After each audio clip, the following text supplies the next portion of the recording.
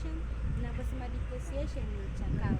Uchakavu ni hali ya kupungua kwa thamani ya mali kwa muda.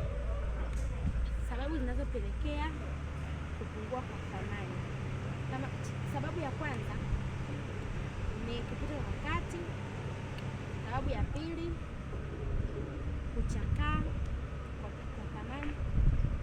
Mfano, gari. Kadri ninavyozidi kufanya kazi ndivyo ninavyozidi kuchakaa. Mfano, kampuni imenunua gari la shilingi milioni 20.